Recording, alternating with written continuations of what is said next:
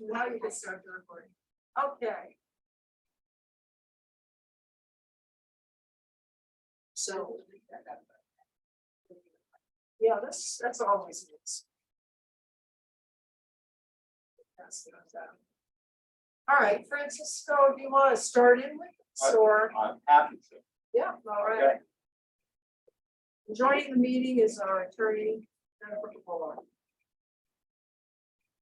And for the record, Francisco Gomes with FHI Studio. Absolutely, can't forget you. All right, we have a very straightforward agenda this evening. That being said, we have a lot to talk about. So let's jump into it. First of all, we'd like to start by providing you an update of where we're at with the POCD with respect to our schedule and adoption process. And then we very quickly want to move on to a discussion about zoning, which is why all members were invited to the meeting.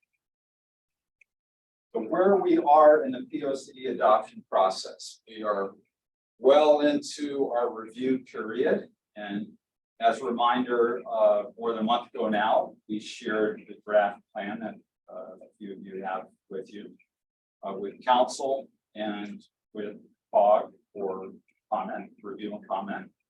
And as I understand it, Maureen, we do not yet have any comments from either council or FOG. No comments. Okay, that's okay. They don't have to provide us comment until the public hearing if they want to wait until then. We do ideally want council to endorse the plan, but that doesn't prevent us from moving forward to our scheduled public hearing. And it'd be nice to have comments from FOG as well, but they are not obliged to provide us comments until the public hearing if they so choose to wait until then. We are expecting the town council to have it on their first meeting, Good. which I believe is the 4th, Sixth, 6th. I've done that 100 times, haven't I, Jan? at least twice. At least twice. Yeah. 2 weeks ago, we filed the plan with the town clerk. And so there's a hard copy filed with the town clerk and posted online for the public review and comment. And that kicked off our 35-day period, which enables us to hold the public hearing for adoption on June 15th, which is our currently scheduled date. Maureen, what room is that? That'll be upstairs in town council chambers. Council chambers. Yeah, I thought so. And so, and what time? 7 o'clock. It's at 7 o'clock. Okay, thank you. As Maureen, is that part of the regular agenda or? Yes, that'll be part of the regular agenda. Okay, so it's gonna be an item. Yes. We're trying to streamline the other items. On good agendas. We have a couple of things already scheduled for that night as well, but Yeah. Okay, so that's where we're at in the POCD adoption process. Any questions? Good, okay. So as I mentioned, we have a lot to discuss with respect to zoning. Part of FHI Studios task, and my task as the project manager on this project, was to review your zoning regulations based upon recommendations of the affordable housing study, which was a plan which was completed about a year ago now, and recommendations of the POCD. And so now that we're in kind of a quiet period with the POCD, waiting for the public hearing and for comment, it's afforded us an opportunity to go ahead and do a review of your zoning.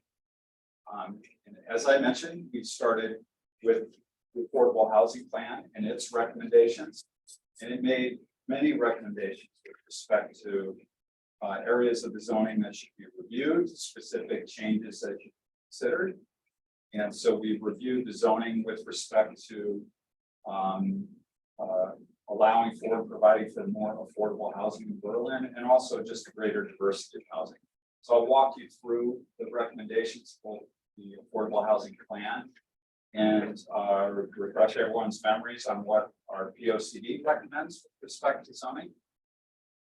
First of all, the goal established by the Affordable Housing Plan, and there it is in the italic text at the bottom of the slide, is to achieve the development of additional affordable housing units in Berlin that will meet the needs of all town residents and will result in a total share of affordable housing that exceeds 10% of the town's affordable housing supply. And you're at 9.5 or 9 and change right now.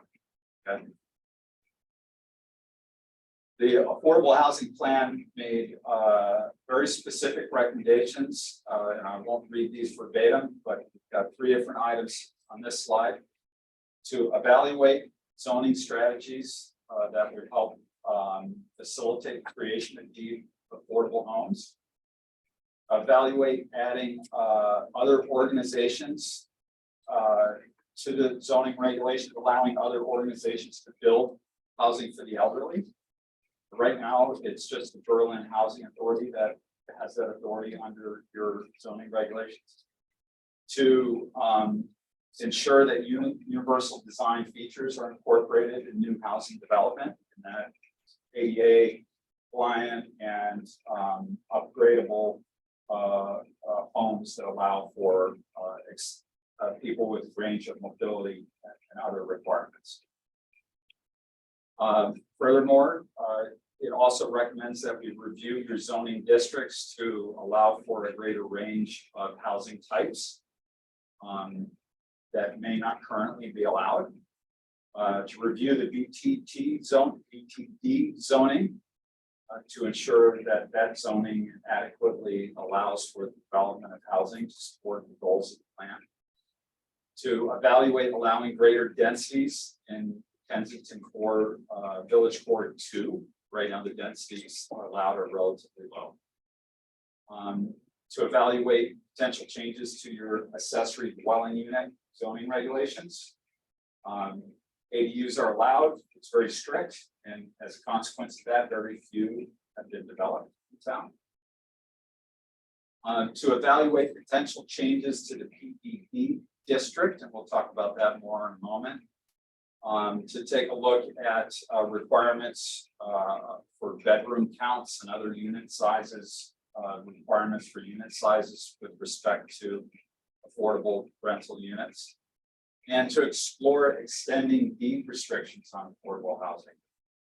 Right now, affordable housing built through 830G is only required to be deed restricted for 40 years. After that, it becomes market rate housing. And so as a consequence of that, over time, you lose units every year. So, as they expire. The POCD also made recommendations with respect to zoning. And those, it directs us to explore innovative approaches to stimulate the development of affordable senior apartments and to revise zoning as recommended by the Affordable Housing Plan. So it doubles down on the recommendations of our Affordable Housing Plan. With specific focus, we provide emphasis in the POCD on the BTP zone, on the Kensington Village 2 Core, and on housing for the elderly. In addition to that, the POCD recommends that we support the diversification of the town's housing stock, so we get away from single family only type development without adversely impacting the single family neighborhoods that currently exist.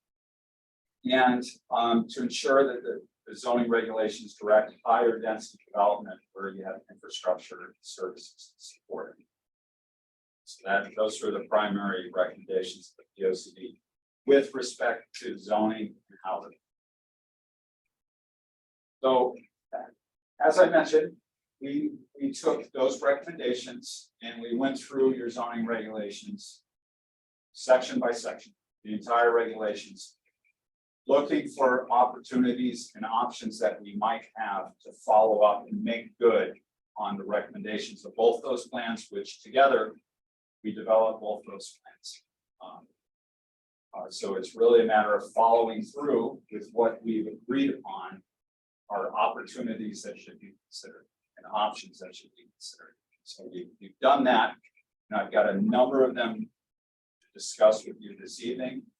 We're not compelled to make decisions tonight, but we do want your feedback. Ultimately, what we're going to do, working with you and Jim and Maureen, is put together a report of recommendations as a course of action for the town, for the planning and zoning commission to consider with respect to amendments to your zoning regulations. It doesn't compel you to make those changes, but we are ultimately going to recommend something. We don't want to recommend anything that you feel is a complete non-starter. We want to, we really want to encourage you to move in the direction of things that, from our perspective as planners, we think would be beneficial to the community. Well, ultimately, as the Planning and Zoning Commission, you're the body that would amend the regulations and ultimately are responsible for them. And we want your feedback so that the report we develop reflects your concerns and your intents, and really provides you with something of value that you can move forward with. That's why we're going to hash out this meeting and next month as well. Any questions on the purpose, what we're doing here this evening, and what we're trying to accomplish? Purpose. Okay, all right. But we've identified a number of near-term options. These are things that are likely to be more impactful in the near term. Maybe things that you could take action on earlier than rather than later. And we have identified some potential recommendations that might be considered for longer term. So we'll start with the near term, and let's see what we can get through this evening. We're not going to keep you here 3 hours until we get through all of it. We have to come back to this next month. We'll do that. We're not under pressure here for time. Okay. Good to know. All right. So the first is, and I just talked about this, is the 40-year deed restriction, which is kind of the minimum for any application that comes through and it seeks relief through 830G.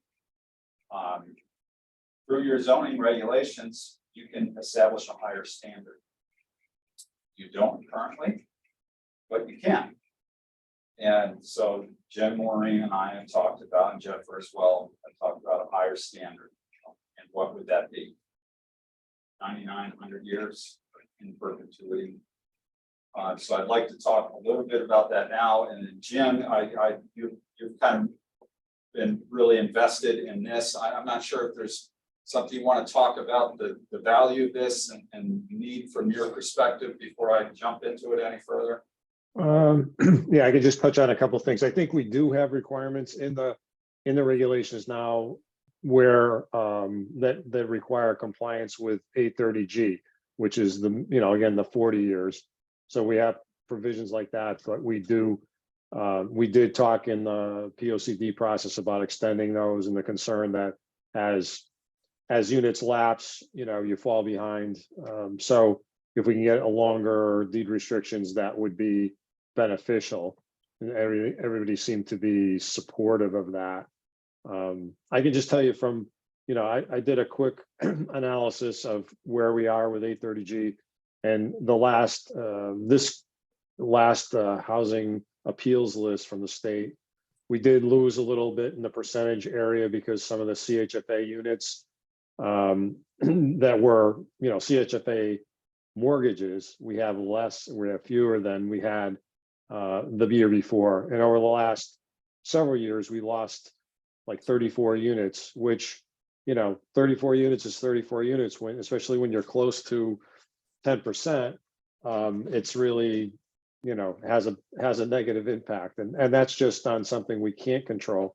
So if we can control this, and just to give you a review right now on 830G, we're 98 units from 10%, but also we know that the 2020 census numbers are going to come out. And when they do, then the, it's kind of a numerator over the denominator for 10%. Well, the denominator, which is now the 2010 count, is going to move to the 2020 count. And we think there's going to be probably around 500 additional units over that decade. So, 40, 50 additional units we're going to need to just make the 10%.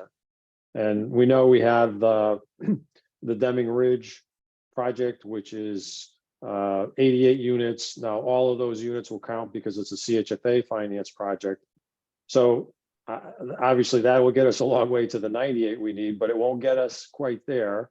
And then if the bar gets moved, we'll need more. And so we need more projects to get that. And, I think, as you all know, we don't have to get into it in detail now, but I think that everybody agreed, as far as I understand, that, we want to achieve the 10%. When we are no longer under the 830G non-compliance, let's say, then we have more control over the placement and design and density of units, because litigation obviously can override your zoning decision. So I think everybody wants to get to the 10%. We're close to the 10%. But close doesn't count. And just to say also that units don't count until they receive certificates of occupancy. So for example, Deming Ridge, 88 units, they're under construction, we've approved them. They don't count yet. Similarly, we've got lots of units that we've approved, including 404 Berlin Turnpike, the Housing Authority at Percival, at Knights of Columbus, et cetera. But until they get built and CO'd, they don't count. So that's the struggle we're in right now. So that's kind of a brief overview. Okay. Anyone have any questions about the value of a higher standard, any concerns about the impacts of that? No, but I think that we should have a higher restriction as far as the housing goes. It should be more than 40 years. Actually, it should just run with the life of the house, to be honest with you. Only because if I remember with affordable housing, not only did they get a discount on the house, didn't they also get a tax break? Wasn't there also a tax break, a property tax break that was tied to that? We didn't give any, traditionally, we haven't given any tax abatements on any of the projects. So let's say all the metro projects, Sage Pond Place, all those units did not get any tax abatement. Obviously the Housing Authority gets some consideration. And now with the new, we have the new regs where as part of a mixed use project, you can get tax abatement. We don't have one. So then potentially, like, for example, 404 Berlin Turnpike could be eligible, but we haven't approved anything there yet.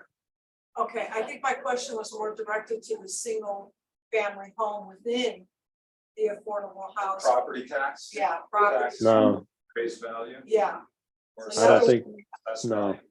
yeah. No, I think Because Their value is standard is- lower because House are price. restricted, so their house price gets So they don't do inflated that anymore. by that, so I think that's probably what, in essence, it comes out of them.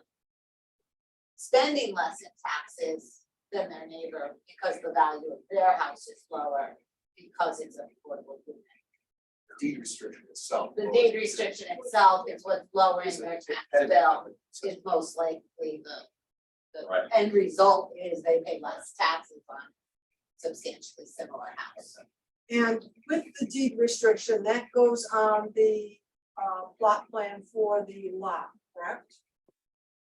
In other The words, land re- On the land records, the deed and the land records. yeah. Well, I'm just, and the reason I asked this is because Tim brought up something in a meeting over in the Valentine development, Malinsky. We were supposed to have, I think, 8 or 10 units there, but you said that you saw one of them would have for sale for like $800,000. That was Wilkes Bond. Was that Wilkes Pond? Yeah, so $600,000 for. Jim, did some of those expire over there? I'm thinking that some of those may have expired as affordable. Oh, it's not here. Or he's checking something. Well, I just, I think we checked those numbers, but I believe, and that's actually something I was gonna take out to the commission committee on, because of the tenure of many of you, you've approved some affordable units that are, at the time those restrictions were put, they were put on in 20 years. Yeah. You know, the statute's already been raised to the 40 years, but some of those 20-year units have already aged out. They already don't count. And those are in the life of you guys sitting on the board and on the commission. Well, they were compliant with the regulation at the time. They All weren't. this heat, well, those teams over there don't have time span. well, that's good, so, Yeah, because when the owners asked me to read his deed for them, and that deed, there's no time. who's a lawyer for that? Uh, You know, but I guess my point being is if it's gonna be affordable housing, and we have to do this because the state requires us to do it, then I think that we have to have it carry on through to the life of the house. Because they're gonna if our affordable housing units are gonna be able to peel away and become market value, then we're just chasing our tails here. We'll never have a resolution. And I say, make it forever and ever and ever, because it'll force the state either to remain at 10%, or it's gonna have to raise the bar. And I don't want it to be on us, I want it to be on the state, on the legislature. So make them raise the bar, but in the meantime, you know, I'm sad that some of it has fallen away, because we really suffered a lot as a commission when we were introducing It's this, just to get. just to get First around. place, yeah. Especially when you're considering, I mean, you're giving developers special consideration. And they're getting more units, so they're getting a bonus. It's not fair to lose The those. one that Yeah. bothered me is that court told us we had to include this. Well, yeah, but, Remand. oh yeah, Acorn, Court had it, he had to approve it. And I'm told now that gone, well, that's, but that's I the problem. didn't, the So, court told us they had to be. Yeah, well, restricted. yeah. Disappeared, I don't. I don't know. so I think, are we in agreement? This is an idea we'd like to move forward with. I just had a thought, and Yeah, please. I guess my thought comes into where litigation can override this decision if we're under a certain percentage. Right. And so my concern would be at the end of 40 years, there be property that we had hoped not to fall into that category, that we'd rather fall off at 40 years versus 100% lifetime for the house. You know, is that making sense? So instead of, so in those scenarios where the courts, the states are making us build affordable homes, which zoning would have made decided not to do that, and be the best interest for Hanover and how we think we'd like to do it. Do we want it to be forever, or do we want it to sell off it? The problem then is that they're deed restricted. Most of the houses that would be restricted just didn't finish the second floor of the house. And without permits, on the second floor of the house, was done. Okay, now with the, if they fall apart, now that homeowner has to break windfall of price on that house because the second floor. It's not, and go look, they get building permit 20 years ago, 30 years ago. And it's gonna be, it's on another owner, and now it's not a model. You know, and now it's a great benefit. Which I thought about five. Back to your point, Jim, is Yeah. that we want to get to the 10% because we don't want to be under the thumb of the government. We want to be able to go ahead and do our developments and stuff. But if housing keeps falling away, we're never gonna get there. It's just a endless cycle. And so for me, anyway, it's sort of like, if it's a portable unit, it's earmarked as such. Then the person, as long as it's on the deed or whatever, they know exactly what they're buying. And they know, and their lawyer should be there to explain, hey, this is a portable house and this is what's gonna happen. Now, any good lawyer will do that. Yeah. That's good lawyers, but any good lawyer will let you know. So my fear is that when you talk about the courts overruling, and correct me guys. we have an attorney here. Different statute, run a confidence statute. Yeah, but basically that's somebody who has a grievance against us. And it's not them coming in and saying, hey, they just Yeah. decided. So, Yeah. right, and that's what exactly what is a 30G last year. Yeah. Right, if you're not at 10% affordable housing supply. Yeah. Yeah. 30G appeal process, allows the courts to intervene. Exactly. And file project. I think, June, you brought up a really important point, and I hadn't quite thought of it. Is what if you do have an 830G app, there's something you denied, right? Wrong location, you didn't like it, or whatever. And maybe you do want that to eventually expire and become market rate housing. Maybe you'd actually prefer that because it was something that was kind of forced upon you and you didn't intend for it to be built in that zone or that location, whatever it may be.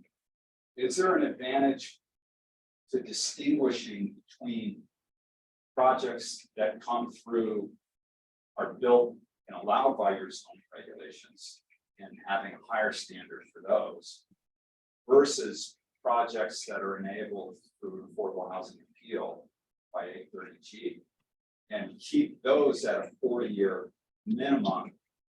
So you don't quite know what you're getting, where you're getting it, and allow those to expire and become market rate housing, while ensuring that everything that's built in conformity with your zoning regulations is 100 years or in perpetuity, whatever it may be. Is there an advantage to that? Okay, and to add to that thought process, is it available to have a review period by the zoning commission or whatever at some point to say, do we want to extend this from 40 to 100 years? 100 years is a long time. And between now and then, you get quite a few homes under the equity. But are we able to have a review period where as we approach 40, maybe 30%, we want to extend that? I can tell my That I don't homeowner, know. because they have a contract. That might be. Yeah. At the very beginning, or, My thought to your question would be, even if it went through the appeals process, once it's built at the higher density, what developer or realtors want to get rid of that density for a regular market rate redevelopment of the property that's there? Or tear well, it down. we're not necessarily talking about like changing the development, tearing it down, building something else. Just rather those units just expire in terms of their affordable use restriction, and now they become. But there would be no market rate, benefits. right? They still aren't built though, and because you're already gonna have the density. So you already have the density, you have the structure, Now you're. but is there a benefit to having those be market rate instead of affordable? I don't know, but it's a very interesting question. And it's something we might want to give some thought to. Can I be devil's advocate? Sure, And sure. just say, hey, listen, if the court is gonna force it, so be it, it's gonna stand. Or the other way to look at it is it's gonna be, Make me look at this, okay, without a form. right, and that's the other way to look at That's it, the- is if I don't- you're gonna force it upon us, it's gonna be more than 40 years. Yeah. And also the other way I look at those developments too is that it's only 30%, which is not really that great of a percent. So you still have 70%. There's third market. rate, Yeah. And that's gonna want to keep that property looking nice. It's not like it's 100% affordable. Yes. Nobody's gonna care about. That's true. That's the benefit of a single family residential Yes. affordable house. Agreed. Well, the benefit is that they're affordable houses. And they're similar well, the rest of it, because you're not going to build a shack next to this microgrid house.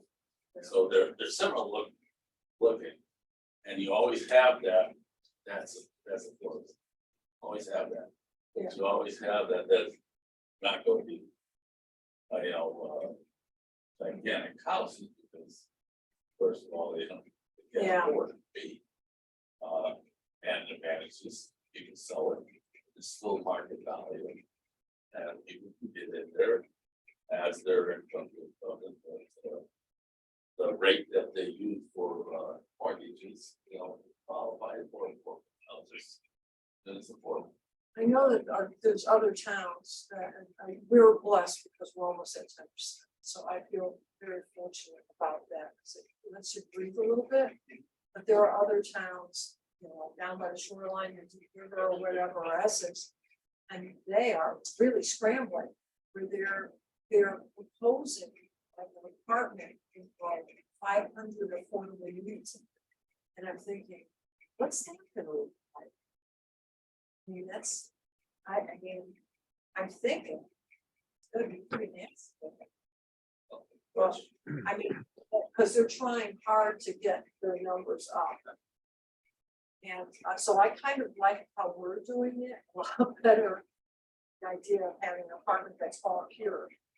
It was, Yeah, one thought that I had was just to, based on the conversation, if you want to give yourself some flexibility, could you do something like, require the 99 years or whatever, but put in a provision that, after 40, the Planning and Zoning Commission could reconsider the duration under certain circumstances, if you want to give yourself flexibility.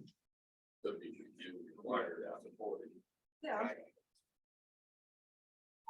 I don't, so the problem that you have with, right, is you're talking about, somebody in the chain of title, right? When you're dealing with the industry, let's advance along towards the end of the term. Yeah. Right? And then you have something that's in the chain of title in terms of an expiration of that restriction. And then you have the ability, first of all, I think it's something that we could challenge, certainly by the court. If as part of it, because really what the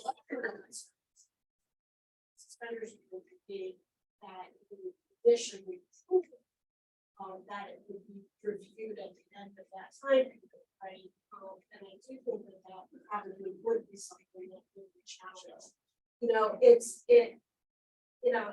also their property. Well, this is the thing, is, it's sort of interesting, because we're not the only commission that's going through this discussion right now. And I know so many towns are saying, because they don't like the idea of things falling off the walls unexpectedly, or whatnot, it shouldn't be. We shouldn't keep track of it, but,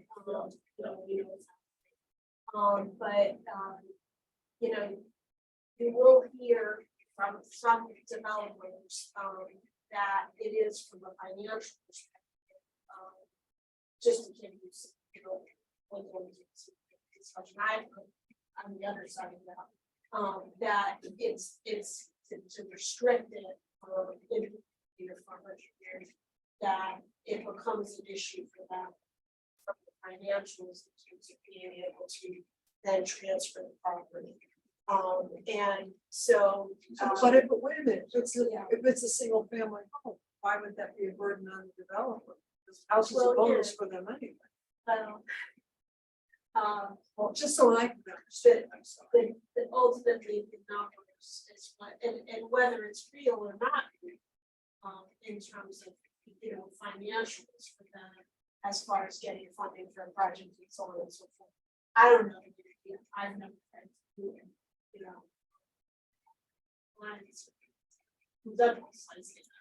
but, that is part of, what you will hear, from the developers. So, there's incentives in Francisco. Jim, I know, has done his own research on this. there are some towns that have offered incentives to, for people to do, longer, restrictions and. Incentive based. Yeah. Rather than just, and again, it could be a gear on design. It doesn't necessarily have, but it could be financial. There are all these things and these discussions are happening. On this issue, because it seems sort of obvious thing. Just like there's, we've talked a little bit about this too, the cracking of the naturally encouraged. For the units that the town has, so that's. The affordable units, CHFA, like,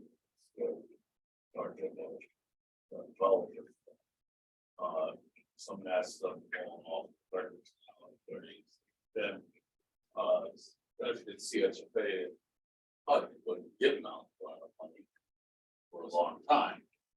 Now, all of a sudden, CHFA in Connecticut, after the last month, giving out, free down payment money, 1% money, or whatever, in order to buy a house.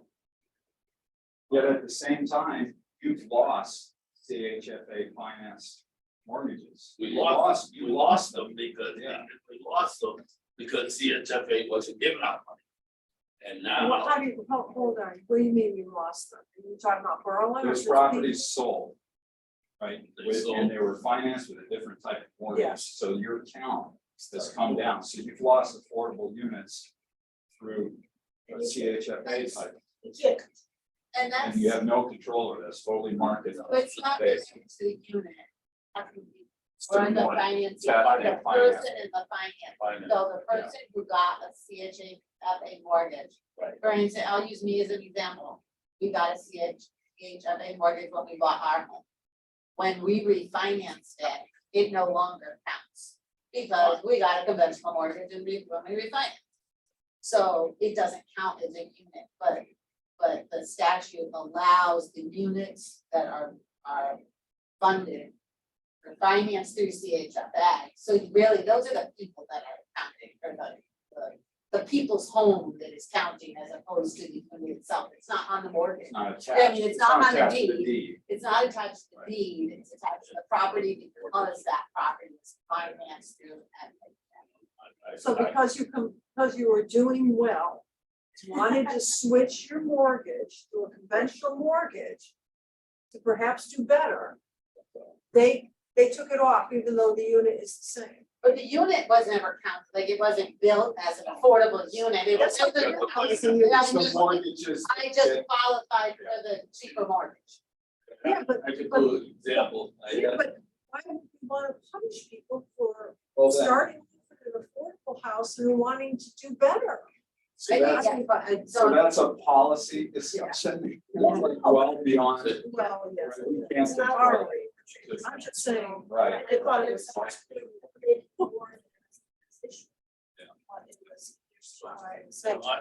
I was in real estate, I sold this bulk in Newburgh. I'll see it. They were giving away 20% down payment on grant. Okay, and 2% more. And I sold 26 houses in 2 months, because I brought it to the development. The people up off of Slater Road, all the people up there announced it before Channel 30 announced it, or CHFA announced it, sold all houses. Right, well, every one of those houses are now not CHFA because down payment money. After, I think it was 15 years. Was ended up being grant, you don't have to pay it back, because if you sold your house before that, you would have to pay back the money. After that. Okay, also. Right. Okay. So I actually don't have CHFA discussion on our. All right. That's why. What's up? That's why. Point, there might be a program for an affordable mortgage, but that's not the same as affordable housing. And, Yeah. and that's nothing we can control through your zoning right, like I was saying. So do we agree in principle that we'd like to further explore the idea of of having a longer duration. Absolutely. Oh, yeah. Absolutely. So we'll move forward, we'll just confirm the statutory authority of town to be able to require that. For one of the subjects here, and see what the implications are on the duration, if the in perpetuity, 99 years. So we'll get into that, but I think we're all in agreement that it's something that would be beneficial. I think so. All right, good. Next, Okay. this I think a pretty quick item, and this is not going to create lots of housing, but it's a need that we identified that came through our POCD discussions. The way your zoning regulations are structured with respect to farming and agriculture, the definition varies a little bit. You do allow farms in some industrial districts and other districts where residences aren't allowed. And there's a question as to what the principal use in some of those properties would be. If the farm's the principal use, and can you have a residence? And or is that two principal uses? So here we identify the potential here to specifically permit housing, owner occupier, single dwelling unit on a farmhouse being built on a farm, regardless of the district it's located in. And a little cleanup while we're at it. Right now, farm is defined as 10 acres or more. We talked about being supportive of farming in the community, reducing that to a 5-acre requirement to allow for 5-acre farms in some of those zones. Any questions on this? And this is not going to generate lots of housing, but it's a need that we have to identify in our process. Okay, I think I'm trying to understand. So this is a scenario where somebody has an industrial parcel or. Well, it's an industrial district, Yeah. zone industrial. POD. It's been, Okay. yeah, it's been It's farmed for a biggest. long time. It's farm. But because it's an industrial district, you can't build a house. So Oh, I see. So we want to specifically permit the farm to continue with the right, residents. with the residents on it to make that more viable for a small farm. Yeah, that's fine. I don't have a problem with that. And then also modifying minimum farm size to constitute a farm. 10 acres, 5, to provide a little more flexibility, allow for a smaller farm operation. I think if you do that, it should be 5 in addition to the underlying zone. Yeah, Can you explain what you mean by that? So if it's a 2-acre zone. Yeah. They have 2 acres for the house plus 5. Oh, okay, so you need to meet your minimum lot size for the house. And then plus the 5 so that you keep that 5 in production. That's just Is that the idea? 5 acres, including a house, I think is a little small. And if a farm, to me, a farm is intended to be at least making attempts to be profitable and make money. So that 5 acres over and above the underlying zone should be in production for whatever they do, and that production might encroach into the house lot. But it just seems like 5 acres, including the house, is pretty small. Well, that 10 acres, So- part of that 10 acres was, the farmers raising animals. And 10 acres, was a requirement. Horses, or whatever, how to raise animals. Not just growing stuff, farm animals and things, chickens, whatever, but, so that's where the 10 acres came into play.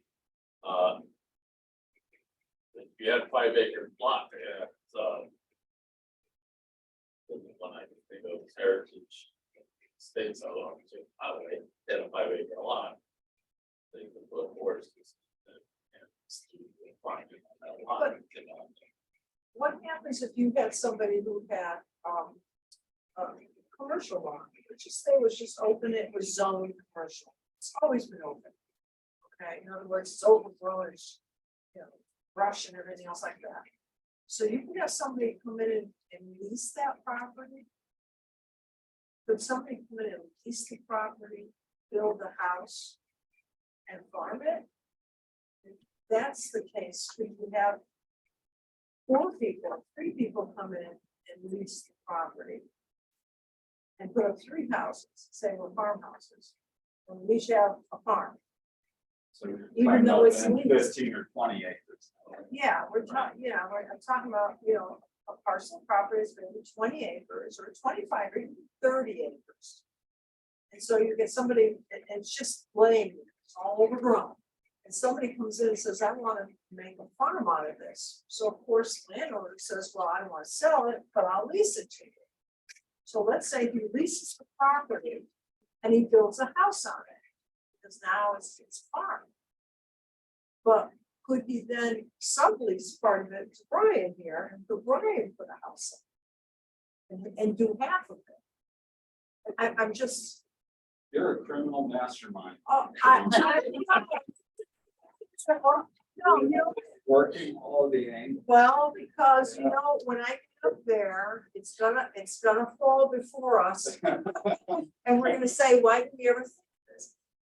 I'm not trying to be negative, I'm Yeah. just trying to say, Poke holes in it. yeah, Yeah, I obviously there clearly would need to be some guardrails around it to ensure that a house is only built on an active working farm. You can't build a house and then maybe start farming. would they have to own it, or what would happen if it was leased? Something else, Unless the lease would have to be farm only, they would still have to live in their own house down the road. something else to consider from a housing perspective, would be, housing of migrant workers for a farm. So you may have a farm that has like a primary residence that may bring in workers, seasonal workers that need housing.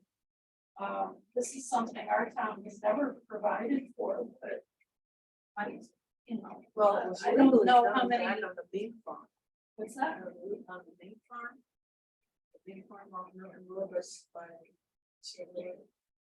Norton Lane. Yeah. They had, back in the day, they had bungalows. They had their Yeah. workers there. And they were shanty shacks, they were way in the back, my parents were really. Seasonal workers. Are important to farming. Yep. And, I don't know that really our town has many farms that utilize seasonal workers, but if they could offer those workers housing, it might be easier for the farm.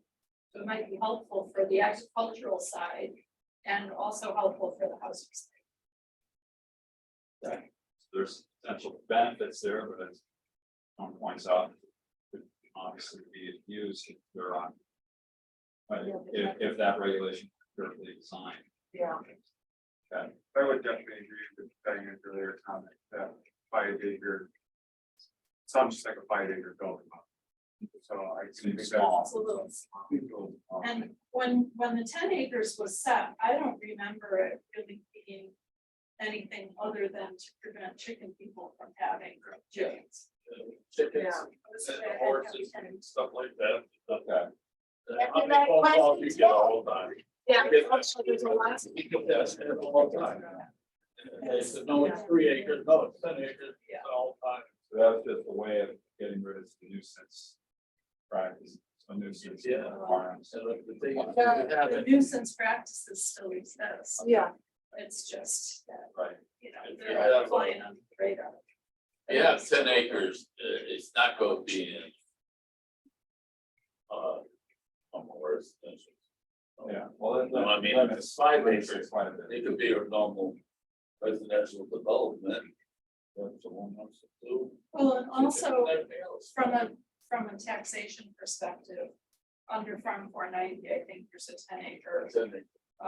Yeah, there was something mistake. So, for that reason, I think paying it 10 acres makes for some consistency that rationalize. Yeah, now they. Have like, and whatever, on the farm or show you products. Farm Yeah.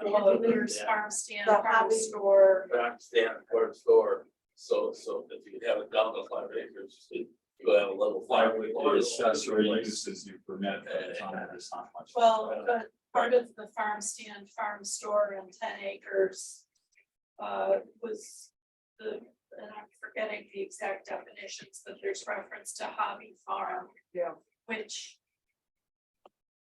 I can honestly say that our own farm could be called a hobby farm because we lose money every year. I work awfully hard to lose money every year, but, you know, we do it because we like the lifestyle that we live. Sure. But we would be considered a hobby farm from money perspective. Income perspective. Interest. Comments too, we want to be in, while we write up our fences, do we want the farm owners to do the housing owners as well and not independent people coming in and building affordable housing on that property? I don't know if that's something they could do. Well, I think your goal would be for the person that's operating the farm to live, to be the resident.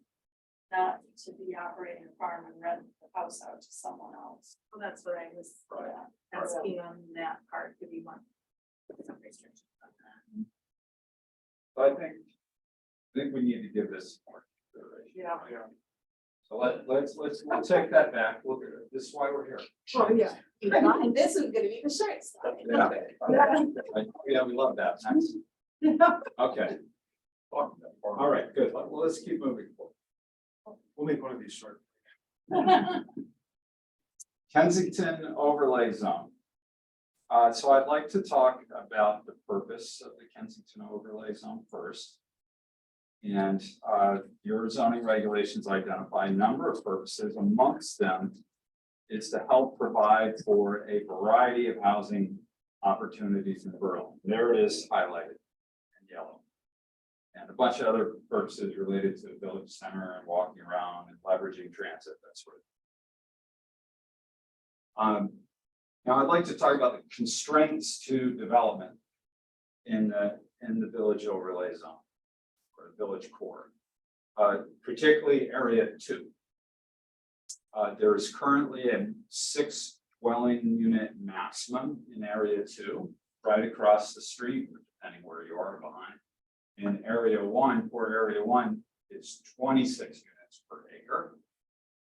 Across the street, area 2, 6 dwelling units per acre. So it's obviously a very big difference in the density that's allowed in areas that are right next to each other. Additionally, the dwelling unit allowance is not prorated, which means, and I have an example here, if you had a 1.9 acre site, you can only build 6 units because you have an acre and change, but not 2 acres. You can't build 12, it's either 6.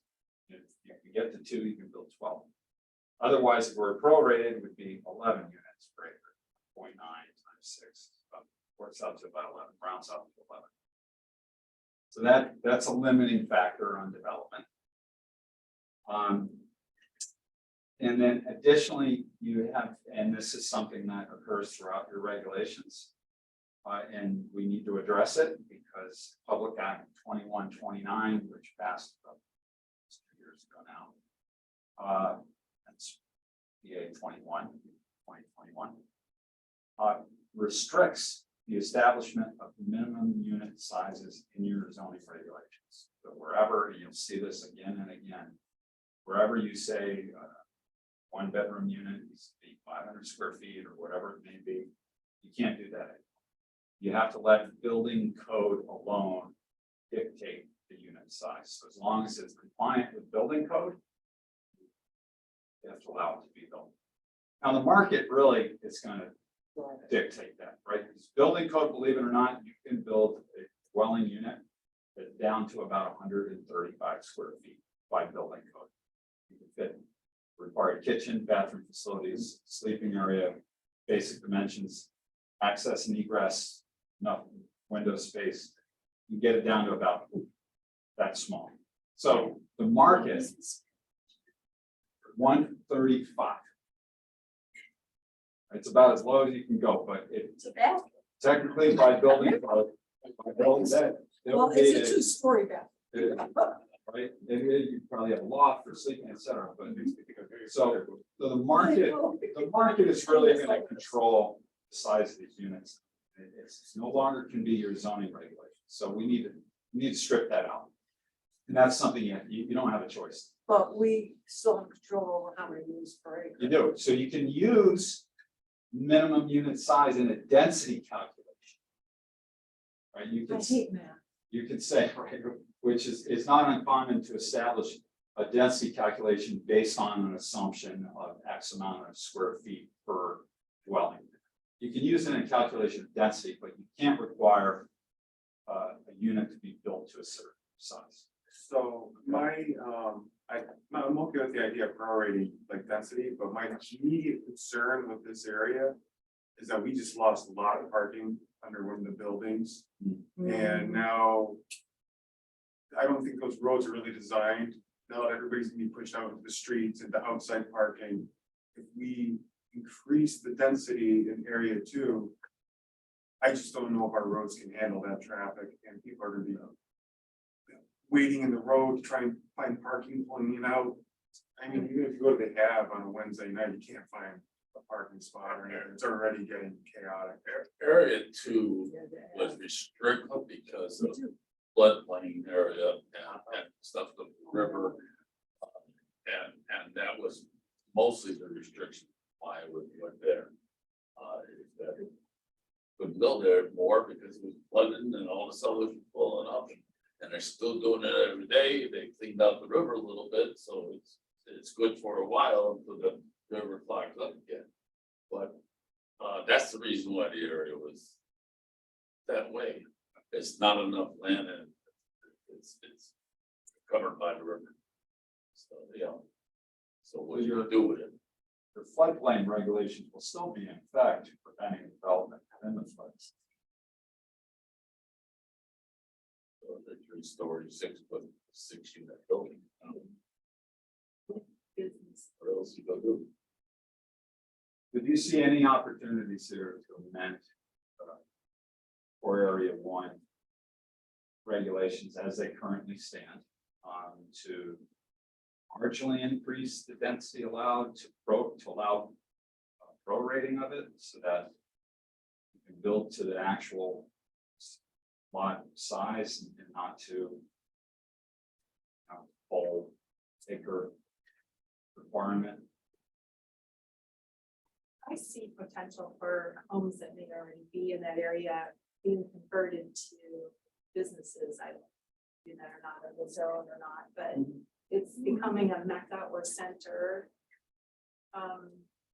And to fill that with smaller home spaces might not allow us to maximize our attraction for businesses and So as the zoning is currently written, it allows for commercial and mixed use development. And it allows for mixed use development, meaning there has to be a commercial component. And Jim, I don't know if, or Maureen, I don't know if you want to speak anymore to what's actually permitted in the Kensington overlay zone with respect to mixed use development and residential development. Well, I actually was just pulling out to actually just quote right from the reg. Yeah. Please As do. to the Yeah. purpose of the mixed use developments containing retail stores, restaurants, businesses and professional offices and other business uses and residential uses, provided that. And then we have the regulations that restrict where the businesses and residential can be. We are expecting to see an amendment come in with regard to this as well. Again, though, and you just saw it across the street where would they just add in that regulation, in the core one in order to put the units onto the first floor, they have to be more than, I think it's 75 feet from the Farmington Avenue, you know, so it's keeping the commercial at the frontage. Right. And the proposal that you're gonna be seeing also keeps the commercial at the frontage with allowing units, which is what this does, allows units, because only business uses shall be located along at street level along the public way. So just a thought, I know that we have priority levels that dictate when we actually kind of get to these items as over the next 10 years. And as construction is, I mean, you got one building built, you know, construction is just starting on the second in area one. Maybe we make this a very low priority item to consider, that way we can actually see how. Yeah, what You the can kind of feel it out a little. Yes, Yeah. impacted before we make any decisions. I think it's a little too early. Well, with prorating though, I actually think that was just kind of an oversight, muscle, maybe in development of the regulations not to allow not to prorate it. That's How do you mean prorating? Explain. So, yeah, in my example here, so it's the density allowed is 6 units per acre. So if you have a 0.9 acre lot, you get 0 units. And if you have a 1.9 acre lot, you get 6 units, because you get no credit for anything behind the point. So by prorating it, you would break that allowance down to, and you get credit for everything behind the point. So you would take 6, multiply it by 1.9, you have roughly 11. Okay. So you can, instead of just building 6 units on a 1.9 lot, you could build 11, which I think is more consistent with the intent, because the regulations are telling you you can build 12 units on 2 acres, but if you have 1.99 acres, you can only build 6 units. That to me is Yeah. a kind of disparity or an oversight, and I think to be a little more consistent and fair in application, you should allow for those multiples. So in the calculation, is it a usable acreage or is it just the overall acreage? In the sense that if you had wetlands or a river going through there and it just cut across or it took the tip off, you can't build there. But would that acreage be seen as the total, including that area? Maureen, right now, is it total or is it net at minus things like wetlands? I don't think it's, so you do have minus wetlands in some provisions in the regs, I don't think this is one of them, that's what I'm But actually there- just flipping through, looking for. Because But I'm you- not opposed to the Immediately seeing prorating, it. Yeah, but I think it's gotta be usable acreage. so you do have some other controls in place, right? Coverage and some other Yeah, controls. you have, of course, the Yeah. floor area ratio, the amount of parking per square footage. Yeah, but that would,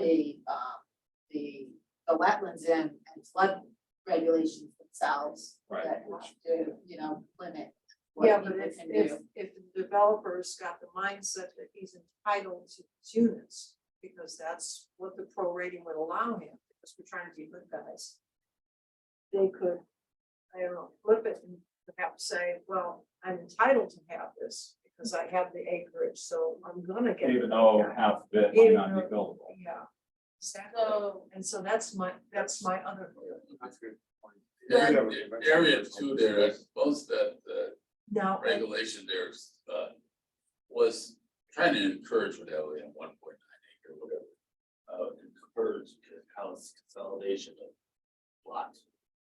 Because it was a lot of small lots. So it was Agreed to power. encouraged all the consolidation of lots, and then you'd be able to build more units. So. well, yeah, because your lot would be bigger. Because you like bigger, now you went above that 0.9. So you can build right? I said, you're up to 12 units, they get 2 acres, 0.9. So that was the consolidation of lots. The CCD two. On that side of Farmington Avenue. I personally think it should be the same as the opposite side of the street that being built. The same in what regards, like the same type of Loud, development? what's loud. Same type of development, and everything else, you're trying to do that core development with the retail on the bottom. Built in, people go use that retail above you. That's the probably. So- I tend to agree with you, Tim, except that Brian brings up a good point with respect to the parking. Yeah, So, I don't think we want a parking garage. No, not a bar. No. So now whatever development you have is going to have to provide parking. Well, yeah, but I don't think, It's not I'm exempt from- trying to Yeah. steer away from an independent parking The garage. structure. Yeah, structure. Now, there was a development that's done up in Vernon, Caravetta's building it over on North Broad Street. And I had the opportunity to look at it. And I was kind of shocked because I don't think there's acre up there. But I took some pictures of what they're doing with these houses, and these houses are literally like 10 feet apart from each other. Right on So- North Broad Street. So you feel that that density is not appropriate? No, to I mean, they grow. put a Is that little, correct? they put a little gazebo that looks like a bus stop in the front of it, Big but fence with every that. house is exactly the same. Here, I'll let you, here. Listen, they need- And Every can I house is the circle same, back? and- Right. They're within 10 feet of each other, you can just put your hands out and touch one house to another. And it's just like cookie cutter. And they're just stacked up, the only thing that's different is the color. And how many could they fit in the well, I don't, I mean, I was counting, they're not done building yet. So I think there were like 6 deep and it Yeah. was 4 rows. So I think they already had. I have the article. But I don't even know where they're gonna, I read the article. Mark, just, so, but So- Maureen, where you, yeah. I was gonna circle back to the core area. So the core area 1 and the village redevelopment district both have language that excludes the residential density shall exclude any area of the parcel categorized as wetlands or floodplain. That language is not in core area 2, and I'm not really sure why. It seems odd that it's in 1 and 3 and not in 2. So what I would be doing is going back, looking at the record when the That's a- language got adopted to see why you That's excluded a it. good idea. It may be because it was on the riverside of the road, and, you know, it might have been done deliberately, it might not have been, I wasn't involved in those conversations, but Kensington Firehouse, 7-point-something acres. Mostly. Well, my lands, there is a good dry spot in the center of it. Okay, so if you're using that calculation of all the land. And that dry spot in the center, you put build on the lot. And that goes all the way over to Kensington Road. So you wanna go from Farm to Avenue all the way over to 7 Bridges on Kensington Road. That's all Kensington Fire Department property. You know, so it's property that could happen. So in summary, as I understand it, you're receptive to the idea of prorating to allow for incremental development Yeah. that's more proportional to Yeah. the lot size. Mhm. But you're interested in ensuring that wetlands are subtracted out of the lot area for density purposes. And we're hearing from Maureen that for whatever reason, it's not specified in core area 2 as it is in core area 1, so we'll take a look at that. Okay. We know we need to remove the minimum unit size regs. And then finally, you would rather take a wait and see approach on increasing density in core area 2 to see how the development takes shape and what the impacts are. to parking and traffic. I think the impacts are gonna Correct. be, and I think the impacts are gonna be very important. I mean, when we had Porter's Pass getting ripped up and all the milling going on, people were just wild. Yeah. Just wild because they gotta drive, you know, Yeah, with one block more. and that was only temporary, but anyway, so. Okay, Well, good. I see it, that, you know, down the road, we may reconsider Yeah. configuring the scope of the zone, or, you Yeah. know, that Yeah. core area. So, Okay, Yeah, so just a peek for me, PA 2129 has to be codified by now. Yes. yeah, Yes. it's in there, right? It's just kind of a blanket reference. When it was passed. And if it's gonna go, if we're gonna refer to it Yeah, in in a any document, that's a formal brand new document. document, it should be. Point to the actual statute. I still point to this because everyone knows what I'm talking about. Yeah, Oh, and okay, it that's is, right. and it continues to The PA 490. be. No one actually calls us what it is in the statute. We don't Yeah. call it.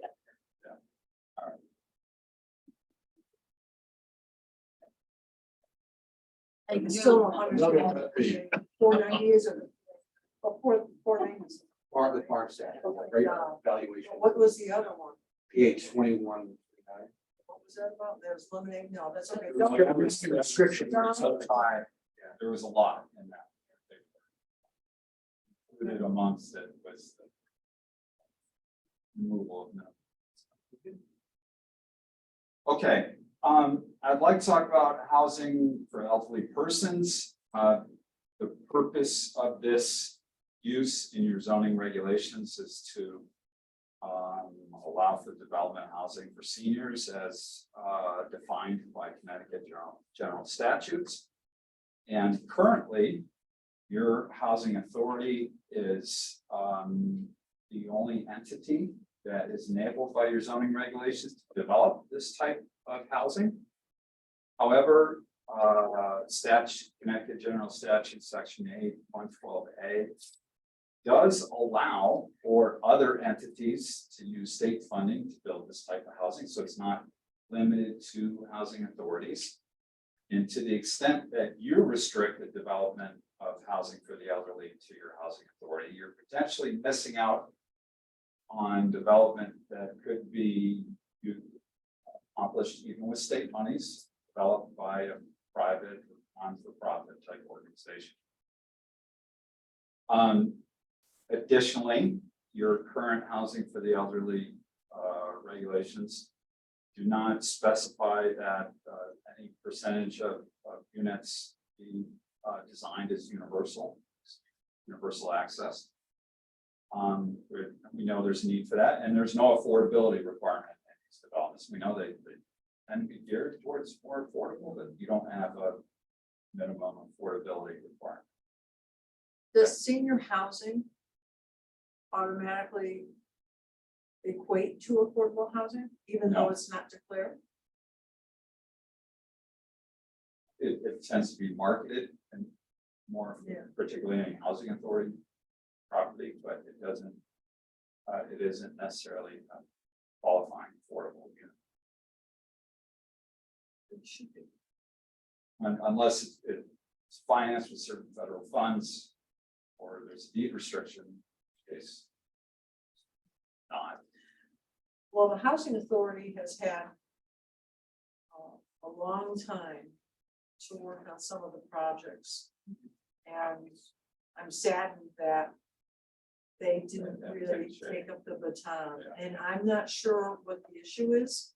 But I know with the Knights of Columbus off of Percival Avenue, that was a project, Tim, that was what, 30 years ago? 25 years ago, when the town purchased the property, it was gonna be converted into senior housing. And it still sits empty today, so it's to the point where it almost has to be raised and start all over again. State But- funding available. Well, There was yeah. no funding, and there was no funding, and now they. Yeah, got but for how many a grant years? coming in, Do something. No, they weren't. I No one, think no they one really applied blew for it. that grant. And Jim did, didn't it? Jim, you applied for that grant? Probably Jim's the only. Well, one.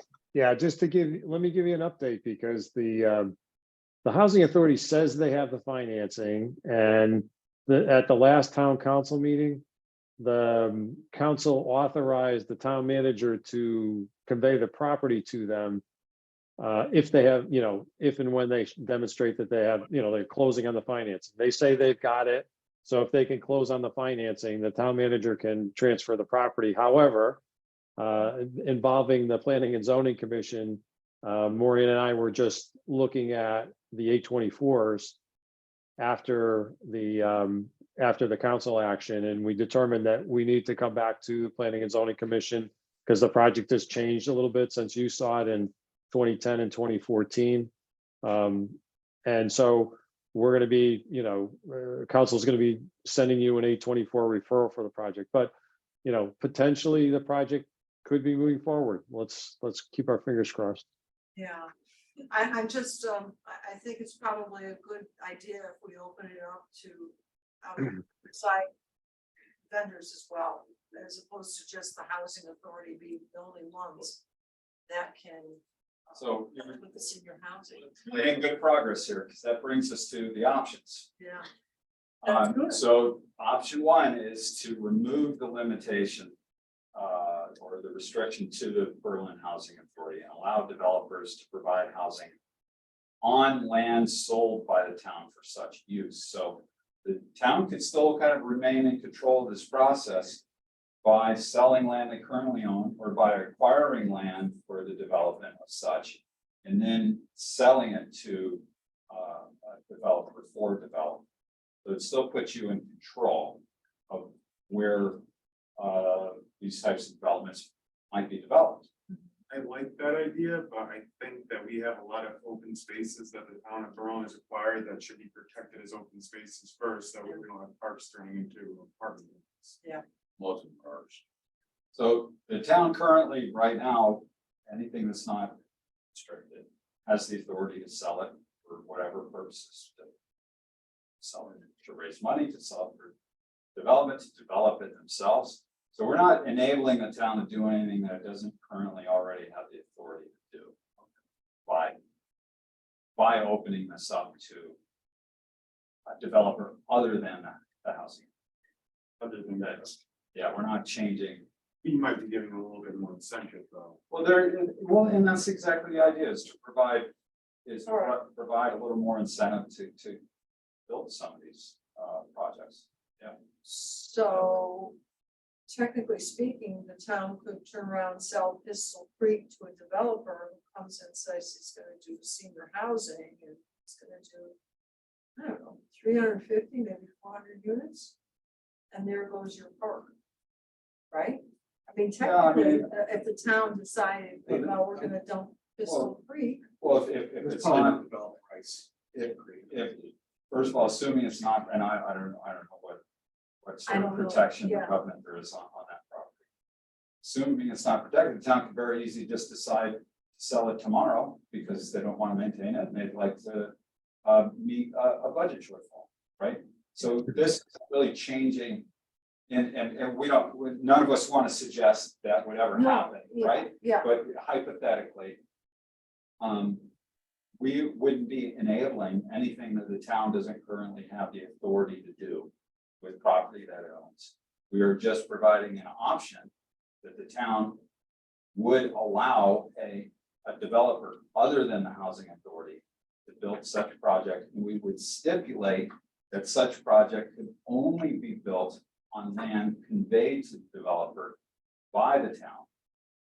Right, that way the town has control over the location of the project.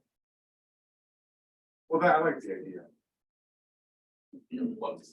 Or elderly housing. Yes. Specific, so that well, that means you could take a school like Hubbard. For a while, they were talking about closing Hubbard. And you can actually put that building into housing, Yes, the town can sell the building. Okay. Yeah. Okay. Right now, I guess we could sell it. We could also sell any of those buildings to the housing authority and have them do it. And if this just changes, again, I think when we started the conversation, it's, it's because in the affordable housing plan, the surveys and everything we did for that, the most support that was out there was for more senior affordable housing. Yeah. So we're trying to figure out, what can we do to make that happen? And if, and certainly we can just, like you can start with the idea of just allowing other than the housing authority to do it. And this is in the residential zones. So if that's acceptable, we could go there. That's broad. That would be the broadest way to go. And what Francisco's talking about is kind of narrowing it down to put the town in the middle in terms of site selection. So if it happens, we also have it someplace we think is appropriate for this kind of development. So it gives us more control if we do it that way. Yeah, I think that's the important thing is the control of where it's gonna be.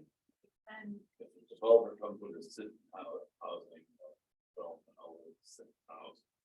So. Well, that would be assisted housing, that would be more like a nursing home. Certainly Assisted living. they may have a nurse on site, but they live in their own, do their own thing. And we've had those developments come before us over the years, or at least closed. And so what would the town job on that is type of system, that development for elderly? But, I mean, the towns but that's. buys the land and authorized system. That's Yeah, not but how you currently define housing for the elderly. Yeah. Assisted living is defined as a separate use. It needs a bed count, the health department, all that other stuff. Well, yeah, but that's assisted living, so that's somebody that I think there has to be a doctor on call and there has to be a nurse That's a 24/7 different, there. that's a That's separate all use. But like you have Marjorie Morris, you have people who are driving, they're quite capable. Yeah. But they're elderly and they don't want the big space, they just want the little cottage effect because they're happy, they want to be near their family. They only need a little house, a little rent. And that's what they are, is they're rentals.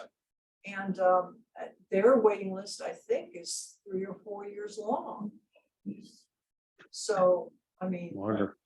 First of all. is it longer, Jim? I think so, yeah. I mean, Wow. there's not a lot of turnover, fortunately, right? Well, yeah. Fortunately, some of the people are getting younger and younger when they're in That's good, yeah. there. Yeah, I know. Anyway, yeah. So the next part of this is to require 10% or more of those units to have universal design features for accessibility. And establish a minimum requirement. What is universal? I guess I don't quite understand. It's similar to ADA accessibility. It's a. Bigger Now, door I'm not frames. an expert on the Yeah. differences between the code. But the intent is that the housing is built to be adaptable so that it can be readily retrofitted for people with various levels of mobility. Which is the term, why the term universal is used. The idea being that you have a minimum threshold of units that are designed to be accessible. Yeah, 10% seems low. yeah, I was just thinking that. Yeah. I would almost think that if you're gonna be doing housing for the elderly, just almost. Yeah, I mean, that. Do you want a higher I'm percentage? thinking a higher percentage, because let's say that I move in one of the units, I decide, get rid of everything, I'm gonna downsize, okay, I'm gonna get this unit. And then unfortunately, I'm healthy, but then unfortunately I fall or I have a heart attack or a stroke, or maybe I lose access of one hand. So now, I mean, do I have to move to another unit? So I would be able to, and would it be better just that I have that option from the get-go? Yeah. I don't know. a lot of people are So displaced higher. Yeah. as an elder person. If they get injured, Sure. they don't have access access to bathroom facilities, even though it's on the same floor, because you can get in and out with a wheelchair. Yeah. So, Yes, I think oversized My doors. mother move broke bathroom her foot aside. yesterday. Oh, and no. She's in a boot today, and I am so glad. Everything's on the first floor. Yeah. Oh, Like, we're great. lucky. Yeah. Yeah, we're lucky. You're Yeah. very good. Yeah. Slide back here. Okay, All right. and the next part of this is to establish affordability requirement, and here that would be in the form of a deed restriction. 50%, like that. Yeah, even more. I mean, if it's gonna be housing for seniors, you know, We do want to balance viability, feasibility in terms of developing and the cost to develop and an opportunity for a developer to make profit by having some market rate to offset the cost of developing affordable. So, you know, I think 100% is great, but maybe the numbers just don't work. Maybe we completely eliminate the viability of that type of project, in which case you get 0 units. Is 50% the right formula? I don't know. It's easier to come down later. Yeah, and if you find, and that's a very good point, Yeah. because if you find this is sitting out there, or the town's acquired property, they're looking for a developer, and people are telling you, I just can't do it at that percentage, I need to do it at 25 or 30%, then I can make it work. You can always it's easier to bring it down than it is to, or maybe not, but you could always revise that. so. Okay, so 50% is okay, right? Francisco, what about Yeah. advice on whether it should be at 80%? Or- 50%? Yeah. Because we're hearing so much right now that 80% truly is not affordable. Oh, For the some- AMI, yeah, and sure, and then what's your definition of affordable? Is it 80% of area median income, or is it lower? That's another good question, because there are different standards, and you could do a mixture. You could require 25% at AMI, another 25% at 60 or whatever it may be. It could be a tiered levels of affordability. One of the long-term. And things it of would be for something elderly like people, that. so there's no children. Yeah, but sometimes in with the green. Well, they wouldn't be So, allowed here.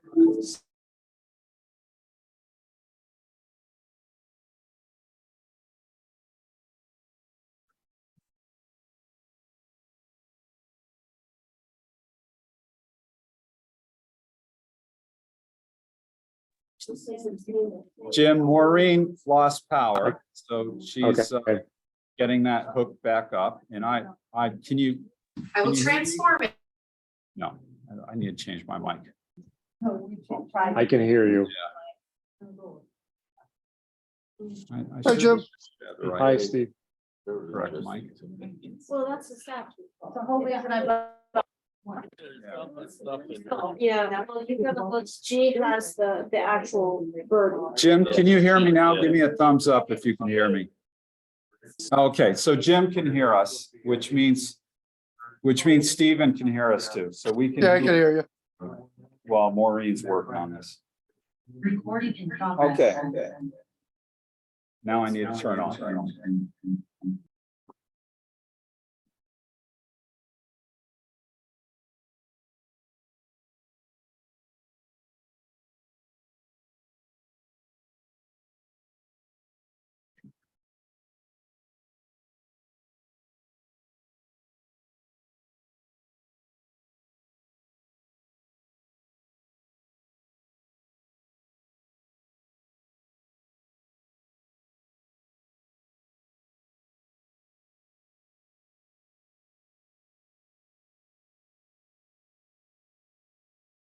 Can't hear you now.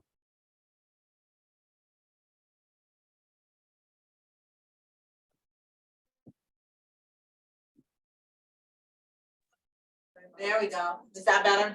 Now I can. Good, good. Okay. It automatically muted when it turned back on. I'm sorry. It, from an idealistic standpoint, it creates a nice community when you have a mix of incomes and people and backgrounds, and you're creating a community when you have that variety of degrees while still accomplishing some the goals of creating affordable units and meeting the needs of developers. And then right before things cut out, someone had brought up a concern about kids and you know, how is that managed or restricted? So age restricted housing is enabled by the Fair Housing Act, which allows for discrimination in housing based upon age 55 or older. And it requires that developments, there's a certain amount of reporting that's required to remain compliant, that the property owner, landlord, management is required to report, track and report. And it requires that minimum of 80% of those developments those units be occupied by persons 55 or older. So it does allow, and you can require something stricter than that within your zoning regulations, but then it becomes incumbent upon the town to police that. Otherwise, you basically just allow what's the reporting that's required by the federal government to restrict it, which keeps it at 80%. And which allows a certain amount of flexibility for people that might adopt their grandchildren, or for a younger spouse to survive their partner. That way, if their partner who qualified for the unit passes away, the younger spouse doesn't have to move out. So that 20% is intended to allow that flexibility for a certain number of units to transition, or for some younger persons to be present as a member of the family, while keeping it all at 80% or more seniors, which I think goes a long way into preventing that development from evolving over time to become like any other townhouse or apartment development. I could see, there was a family friend who had like a younger brother that was limited in his used wheelchair. And so he could possibly more afford living in the under 55. Mhm. Be some more for him who didn't have Right. great income, Yeah, and an it's- older person. right, and a development could select to rent to somebody if they're well within or above their 80% requirement. So there allows some flexibility while ensuring that it is overwhelmingly occupied by seniors as intended. Yeah. All right, so we're good with all this. We'd like to move forward as we discussed, and potentially with a tiered affordability requirement and with a higher requirement for accessible And units. what is the tiered affordability? I know that I think 80% of the medium or whatever is like, what, 1,300 a month or So something? it's in your affordable housing plan, there Yeah, are. got the numbers tables, already. yeah. It's really a good idea before you, because obviously you're gonna have another discussion about this. Yeah. I recommend that you actually go and literally look at those numbers. Yeah. Because that's the best thing for you to do Yeah. in terms of pondering what direction you wanna go in. I would review those graphs in the plan. That'll help you understand like what ranges are we talking about when we Yeah. talk about affordable, what does that mean in terms of monthly rent? Yeah. Because you could look at household size. And that's in the affordable housing plan, not the POC. Oh, okay. Yeah. And it is online, it's, yeah. Right. you have it. Right, so it's not in your prime. Chase. Yeah. Okay. Good. All right. Let's move on to the next item. You thought you would be further, huh? No, that's why I prefaced it by saying we want to get through everything tonight. Well, that's. You never know. Because normally, you're on the Zoom. I know. Doesn't anyone have something to say? We're all sitting here saying. All right. What happens when you show up? let's talk about your neighborhood affordable housing development, which is an existing regulation, a type of development that you allow. And you do have a couple examples of these types of developments. There's one up on the screen right there. And Jim, refresh my memory on the name of this particular development that we have on the screen, if you recognize it. Looks like Oliski Boulevard and Yes, That's thanks. Wash- Steve Yes, I was, correct, yes. Watch you. Oh, yeah. So the purpose of this regulation is to permit the development of affordable detached single-family homes within a planned neighborhood type of setting. And we've identified some constraints to these developments, which is why there aren't many of them in town. First of all, there's a minimum lot size of 10 acres, which is pretty big lot size. By comparison, your open space subdivisions only require 8 acres. And a standard subdivision only requires 3 times the minimum lot size of the district. So if you're in a half-acre district, you only need 1.5 acres to do a regular subdivision. But these subdivisions require 10 acres, so that reduces the viability quite a bit. You also currently have a 1 mile spacing requirement between these development types and other affordable or any other affordable development type. So that limits things as well. There is a 20% limit to the variation in unit size. So if your smallest unit was 2,000 square feet, your biggest unit can only be 2,400 square feet. Right? The issue that I see with that is that if a developer is trying to build some affordable houses, certain percentage, they can't make it up on the other end with a few bigger units, market rate, to help offset the cost of some of the affordable units. Whereas if you had a greater size variance, you could build some smaller affordable units, 1,000 square feet. And then you could build a handful of 3,000, 3,500 square foot units to make a profit on that side. So that kind of limits the type of development, maybe excessively. I think it's very common in any given subdivision to see some variation in unit size that goes beyond 20%, up to 50% is pretty common. You have a lot at 2,000 square feet, a lot of homes at 3,000 square feet mixed into the same development. And that's generally okay. And then furthermore, your NAHD, neighborhood affordable housing development regulations become null and void once you hit 10% affordable housing supply. Right? It's like they just become, you can't use it. Which is a problem. We've talked about why it's a problem, because you have yet to hit that 10% mark. And even when you do, it doesn't hold there because of deed restrictions expiring, chapter loans coming off. So, I mean, it doesn't seem like a good idea to take this tool out of the toolbox just because you hit 10%. It's either increase that or get rid of it altogether. So those are what we see as the constraints.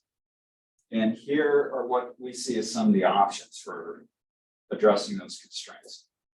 Reduce the 10-acre minimum lot size to 5 acres. Cut it in half. Or reduce it to some number, whatever number you feel is appropriate. Probably maintain the 1 mile distancing, but restrict it only to other NHDs and not to any other affordable housing development as I understand is currently defined. Okay, so that would ensure that if you had another development that came through by 30G, that you don't have to also be a mile from that. We talked about the size variance to allow that to go up to 50%. Does it usually include like just more bedrooms, or maybe it's a small place, so 50% isn't a big difference? when it varies that much? What are some of the Yeah, measurable differences? it can be more bedrooms, typically it would be more bedrooms, so you get another bedroom, it probably likely might be a more luxurious house, with just more rooms in general. The advantage of that is, you'd have some homes at higher value and just allows the developer to be more profitable and increases the viability of this project. Flexibility is generally a good thing. And unless you collectively see a downside to having variance in unit size, which at 50%, I think that's a big deal. 20% just seems really, really narrow and strict. And 20% almost pushes you towards a little more cookie cutter. Everything looks kind of the same, which is generally not a good thing. Well, this specific development, what they did with the affordable housing is they eliminated a lot of the extras on the outside. In other words, the house is wrapped in vinyl siding, Oh, yeah. but the other houses are wrapped in vinyl siding and stonework. And Yeah, they've got a nice little- dormers. they've got- and, yeah, they've got a little bit more. accoutrements. So, yeah, you Yeah. don't necessarily see it, because, you know, people go out and they landscape the property and stuff, and, you know, you walk by or drive by, you don't notice, but if you were given the assignment, you could actually go and pick out which ones are the affordable housing. So this raises a larger discussion. I think that you should be having. Yeah. Because we know, well, But you shouldn't be able to. yeah, but when I'm looking, yeah, but the size of the units are pretty much the same. I mean, they all look like big houses in that, you know, development. It's just that there's a lot of finery on some of the houses, and then the other ones sort of lack that shine. But the market between the 20 to go from 20 to 50. And the increased size for the variation, I think that might be a little bit too noticeable. Yeah, you I think mean, because between you- a 2,000 yeah, and because you- 3,000 square foot house, I think that's a, Oh, yeah. seems pretty typical of any given neighborhood. Yeah, but Yeah. I'm thinking that all the affordable ones will be at the 2,000 line. And the other ones will, so they'll look like mushrooms next to it. They'll dwarf the other ones. Like That's what I'm afraid of. this particular visually. development, they built the houses. Basically almost the same size. But they also 20%, did it as an open but- space, right? But So they didn't they get didn't a finish bonus? items inside the house, like second floor bedroom or something. They didn't finish stuff, so the market rate of it was lower because the developer didn't build it, all of it. Okay, now the houses were similar on the outside, everything was looking similar to the, you couldn't drive down the street to see which one's Right, which right. one's not.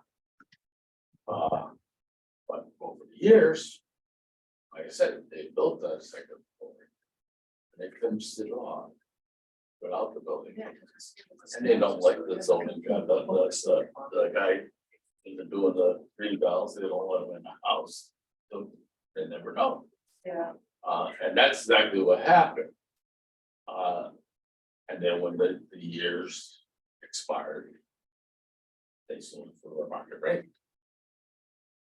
And Tim, And the guy lost it. I think that this was also an open space subdivision. With So open he had a space. bonus on his houses being closer in. That's right. And then he had the affordability. I think- So he took a bonus on the houses. And In other words, he built more than he was technically allowed to under the and conventional. I remember when And then he he did. yielded some back. But so I'm saying he didn't go broke on this. The way it worked out is it actually worked out to be a very nice, if you were to drive, I mean, it doesn't look like much here. But if you were to walk it or drive it, it's a really nice subdivision. He- I mean, everyone takes care of their. Yeah. development. His position is a affordable houses towards the backside of the property, towards the railroad tracks. You know, and stuff, backside of the, listen, I'm on the tracks. They go. but terms of distribution, one of the things I would recommend, Well, they had a- and there, and that's the best, but yeah, And if you get to uniformly of forms, right? And you can require in your affordability plan that an actual designation of the location of the specific units to make sure it is appropriately distributed, I would. Yeah, we know, we are going to the back. We That's a actually good- started doing That's that. a good idea. On our own. Well, yeah. In the planning, we started. I would doing that, say if we started them out. require the uniformity aspect, then I think the 20 to 50% would make more sense. To make the projects viable. Is if you're requiring them all be similar design, similar look. 2,000 to 3,000 might not be such a big deal, whereas if. You know, they're not requiring the uniformity, that's when you get the cheaper house that just has the vinyl wrapped around. Mhm. But if you require them all have brickwork, all have dormers, all be the same, then. 1,000 extra square feet, or maybe the smallest house they want to do is, I don't live in a big house, it's No. 1,500 versus. 2,500, so I mean, I am open to. It's more to clean. I like my small house. I think 3 is not a bad idea if you have a uniformity after that. So I hear we have concerns about the affordable units. Pairing and as affordable units being significantly different. Than the market rate units, whether it's because their location on the site. Less preferable location or all concentrated. Or because of the quality of the construction or the design. Or because of significant variations in unit size, and that's also a concern, is that correct? If They you need to just be looked at mixed that in. picture right now, Yeah, the ones with the swimming pools are not the affordable units. Well, I don't know, because all the swimming pools are pretty new. And They're all. now the street trees are disappearing. Around. That's. Yeah, that was the 5 trees that guy's. That one you saw, but there's more disappeared, I drove down the road. Oh, really? That one on the corner, but as I went around the loop, I saw more. Yeah. okay. The last item, how do we feel about eliminating the sunset provision on this regulation, that it basically is null and void if you hit 10% affordable housing supply? Yeah. Well, if we hit 10%, the pressure's off of us.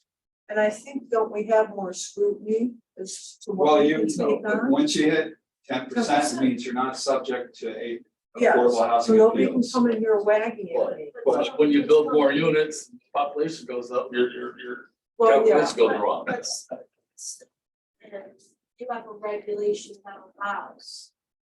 And again, I mean, I think all your affordable, I think they all are they all special? I think so. Yeah. Oh, yeah. I believe Yeah. so. So, but the idea of this was it wouldn't have the opportunity to utilize the credit. So you understand. No, it's kind of obvious. so from the council Yeah, so that, aspect, this so is, that's the purpose of it, right, is it doesn't make the project again, I'm stating the obvious, but. To digest it, the idea would be that they wouldn't have that ability to propose a project under this affordable housing act. okay, So, it's a separate issue, yeah. so that has been part of it. But we've already talked about the fact that your supply is not fixed of affordable housing. You have attrition that occurs on an annual basis.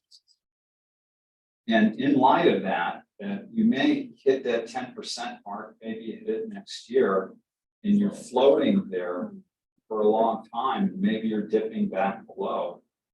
Just because you crest that mark in one given year, you want to take this option for developers off the table when you know you would prefer to build that supply because there's a need in your community and because you would like to be safely above that limit so you maintain control over the developments that's happening. in Yeah, our community. really. So why take that tool out of the box? It just seems Yeah, premature. If you like reg, you like the types of products, like you said, you like this project that, you know, Yeah, this came out of this reg, so if you like it, then you wouldn't get rid of it, Yeah, right? So, right. so that's the thing, I mean, if you don't like the reg, then change things about the reg.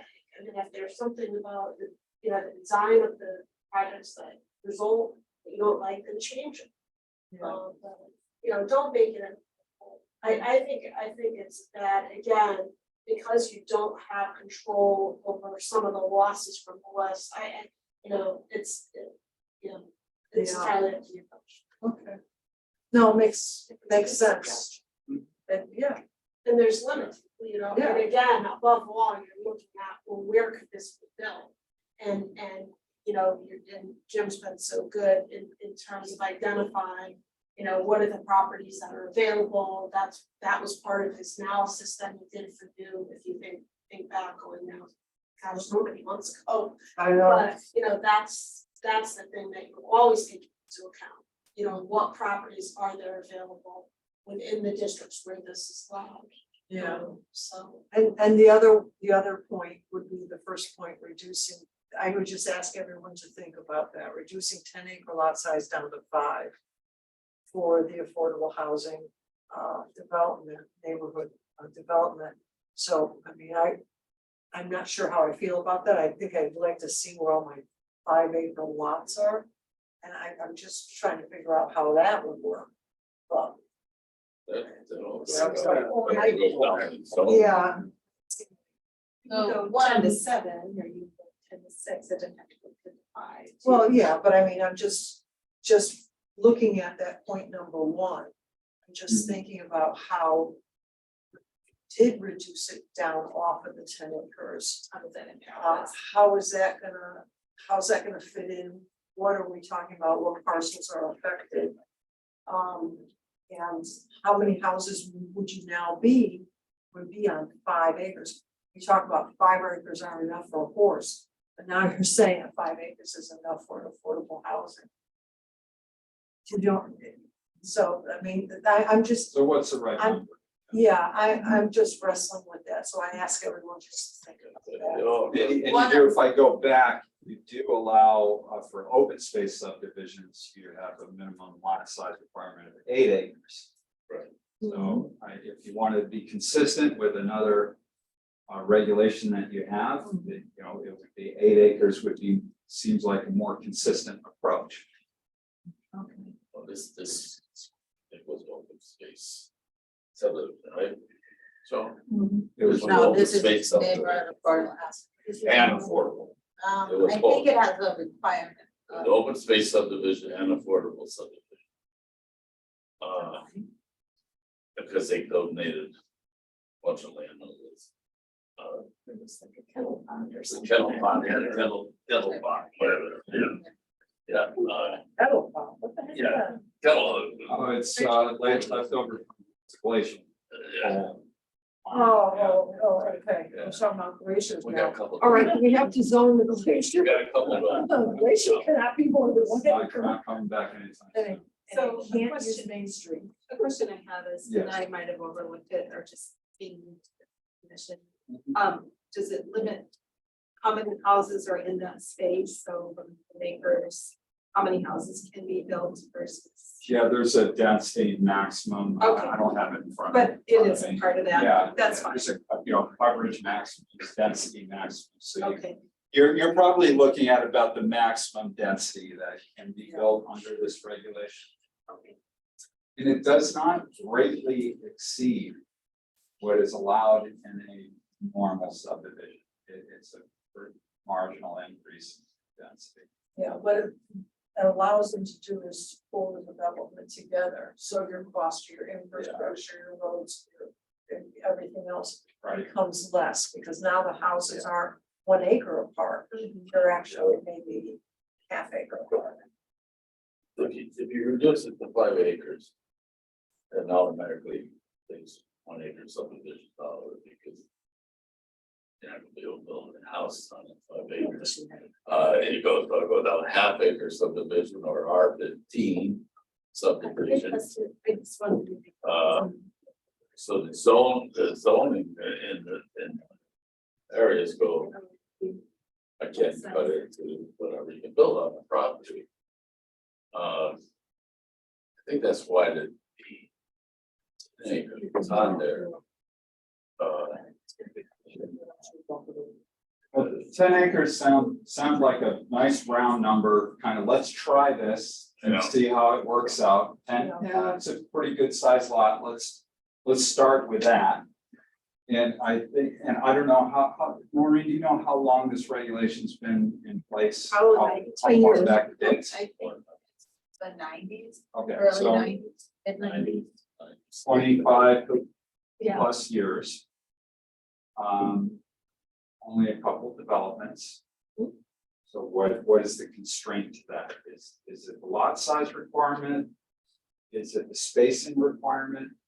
Here where we think these types of projects are good fit for the town, you know, we're looking for opportune ways to build affordable housing that's compatible with the town. We think single family homes consistent with the neighborhoods that you have. Just allowing them to be built on a slightly smaller lot size, providing X% of units are affordable. So it was clear that the intent of this was to allow for this type of development, to not allow the town to become overrun by it, hence the distancing requirement. But you haven't had that many projects come through it. So now we're looking for opportunities to free something up by trying to reduce the standard, provide a little more flexibility. So, This is one development. right, so the reducing the minimum lot size, what's the right number? I don't know. But I think it's something that should be considered.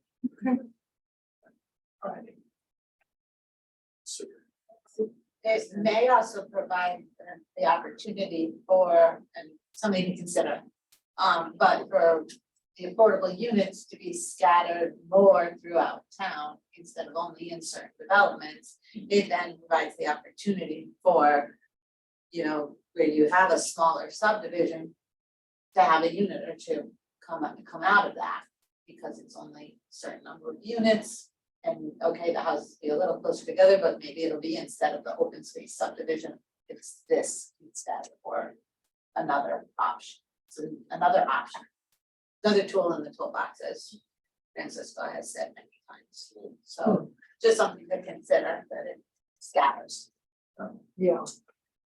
We are now 2 hours in, and we are a little more than halfway through my list.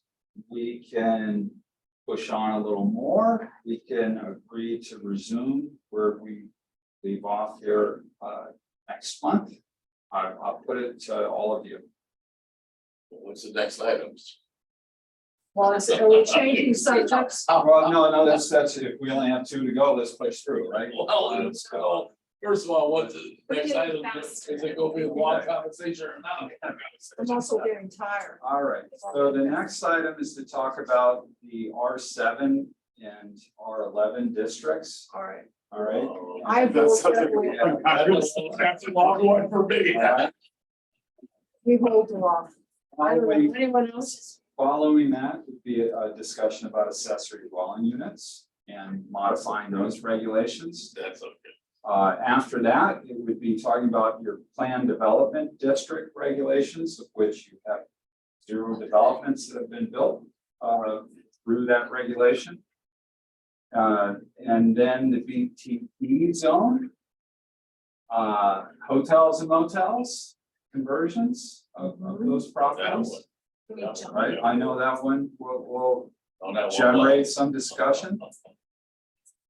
And then some of our longer term options on discussion of adult housing, which is it has some similarities to housing for the elderly. And a discussion about your subdivision regulations as well. And that would round out. So I mean, that's a full, maybe another full 2 hours right there. another night there. I will be honest with you, I've been up early and done a lot of yard work today, so I can feel myself just Okay, starting to, let me, but that's me, so We'll give I'll them leave our it for anyone else. How does everyone else feel about it? Chairperson goes, we get going there. okay, I think we agree that there's definitely more Yeah, on this Yeah. agenda. oh, God, yeah. Than we could realistically get through this evening in one sitting. So, given the fact it's not just another half hour of work, but another 2 hours of work. If we, You're right, okay with that? we don't want to rush through any of this for the sake of getting the meeting over. It all deserves the type of attention and discussion that we've provided it tonight. I've got quite a bit to work on between now and then, so when we come back to you, I can report back to you on some additional research. And based on the direction you've given us, you know, what we think the direction you should move in should be. All right. Our next regular meeting is on June 22nd, Thursday, June 22nd at 6:30. That's our regular occurrence, our fourth Thursday occurrence that you might all want to check to confirm that works. There aren't any other conflicts we're aware of for that particular evening. High school graduation, hopefully it's not occurring that night. I believe I found out it was the Oh, week there it is. before, but I'm They're like the 19th or that. Okay. not. Depends on Looked the it up snow a days. couple of weeks ago, I looked it up. So we have a regular meeting on the 1st and on the 15th, so this is the 22nd. Yeah, this is, and for those commissioners joining us that don't normally join us for our P O C D meetings, this is our regular meeting date for our P O C D meetings, which we're now also addressing zoning. And it's 6:30 here, right? Correct. So, I can post that again as a combined meeting. Mhm. What the census is, and the pleasure is. okay, That's that's fine, fine. it just gets posted that way, and that way So there's there's no something, issues. coming up June 15th or something. June 15th is a It's a regular regular meeting. planning and zoning commission meeting, and we have the P O C D adoption of the P O C D That's- book. June Or 15th. the, yeah, And that won't- presentation and public hearing on it. That won't conflict Yeah. with what we're doing, like, we don't have to get this done before then. No, you it's in can't. the, So It- there, we're building upon that process and that Excellent. plan. Okay. But the report that we developed, the recommendations coming out of this is going to be a separate document. It's independent, it's not incorporated into the P O C We D, like so, on this. yeah, we just have a parallel process. Alright, sounds good. Maureen, the meeting on the 15th, that's just a regular 7 o'clock meeting, right? yes. Okay, I had it at the wrong time, sorry. The first and the 15th are both regular planning and zoning commission meetings at 7 P.M. Thank you.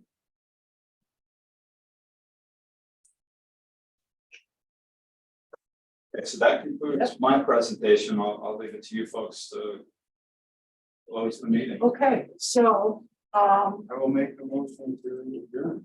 all righty, motion to Okay. adjourn at 8:40 by Mr. Rogan. Susie Munt as second, so all those in favor? Aye.